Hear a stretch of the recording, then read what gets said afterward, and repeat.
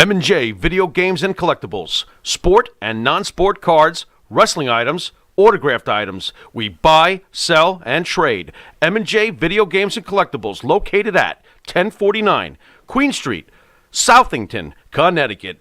Call us at 1-860-479-9223 or 860-93-GAMES. M&J Video Games and Collectibles. Hi, it's John from Under the Table Hot Sauce. I'm here with my friend, the star of the show, Jimmy Farrow. Yeah, what's up, JB? Nah, nothing. It's been a hot summer, and for all your barbecue needs, you can go to underthetablehotsauce.com. 13 unique flavors to choose from, created and bottled in a Long Island kitchen. Underthetablehotsauce.com. Let's go chow, JB. Let's do it. All the flavor, twice the burn.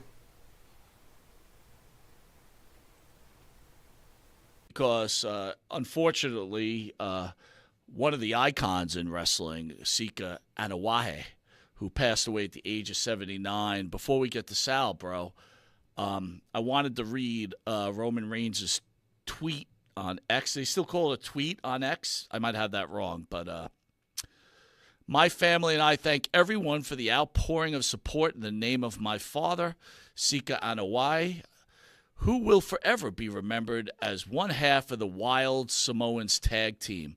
My father had a profound impact on the entire family, and we are forever grateful for the foundation he built for us. There is no way to fill the void left by his passing, but my sisters and I will do our best to represent him and his legacy. Rest in power, Dad. We love you. Farrow, before we get to Sal, I wanted to hear your thoughts on the passing of the great Sika and one of your fondest memories about Sika and the Wild Samoans. Well, the Samoans are obviously from that very early time period when I first started watching wrestling. The Samoans were one of the greatest tag teams ever, one of the greatest heels ever, as far as tag teams go, with the great Lou Albano as their manager. Sika, you know what was cool about the Samoans? And look, this is when we're kids, okay? This is not today's information like we have everything at the tip of our fingers nowadays, but the Samoans sometimes would even get title shots. I don't know if you remember those days, Mike, but, you know, Sika number 2 or Sika number, Samoan number 2 or Samoan. I loved how they never identified them, by the way. It was Bob Backlund versus Samoan number 1 or Samoan number 2. Yes. And you weren't sure.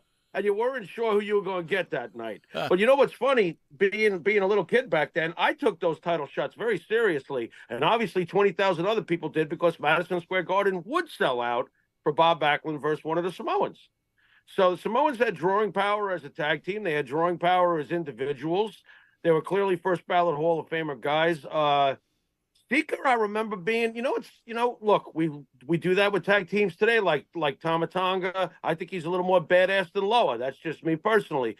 I felt Sika was a little bit more of the badass of the two, for whatever that's worth, between Sika and Offer. And you're really talking about two really mean-looking guys one way or the other. Well, they both had it. When we speak to Sal, we'll actually find out who was legitimately more badass.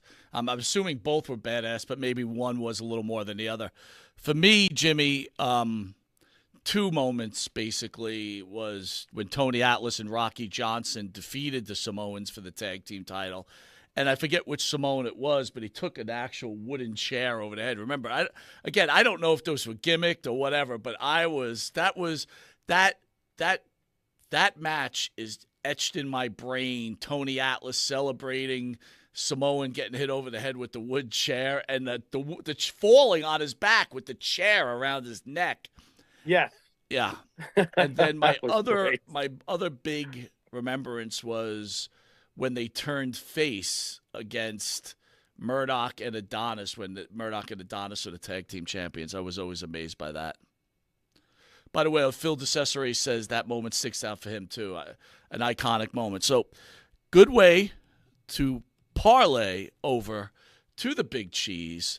Sal Corrente, the accomplished writer, wrestling agent, business owner.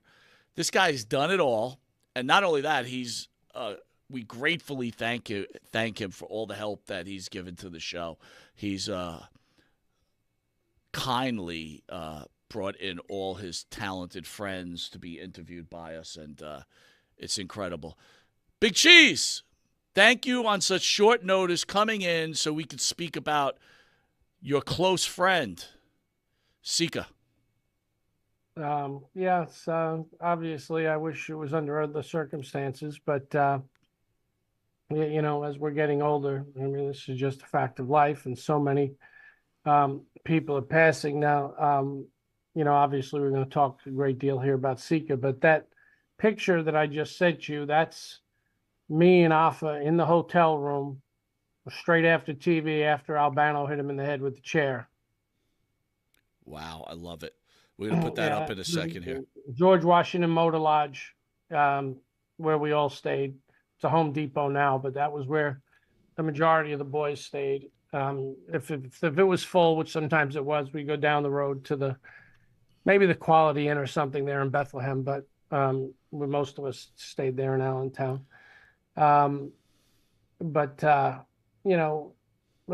I wasn't overly surprised that when I got the word about Sika. I mean, he's not been doing so great.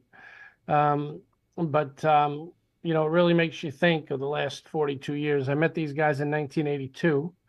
I believe I sent you a picture of the day that I met them, and I was quite honestly scared to death.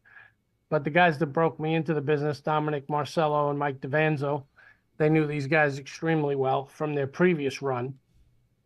And it was the kind of thing, Dominic actually couldn't make it that day. He sometimes had work issues, but Mike's jobs, he had his regular days off were Tuesday and Wednesday, so he never had to miss a TV. We'd go down Tuesday morning, we'd get to the building, and we'd leave after the Hamburg show on Wednesday night, and he'd go to work on Thursday morning. And that was just the way it was for a long time. So what had happened is the Samoans were in Louisiana, I believe, working for Bill Watts. And, I don't know, I guess they didn't like the way business was being done there. They were finishing up, I guess, working with the Junkyard Dog and Mr. Olympia, and it just doesn't sound like things were going right.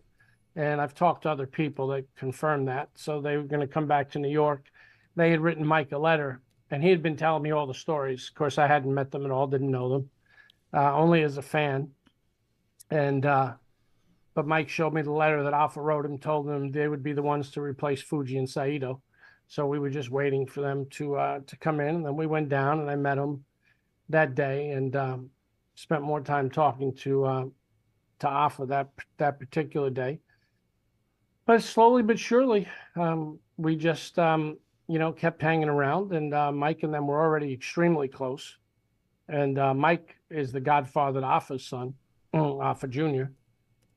And eventually then I actually got in the business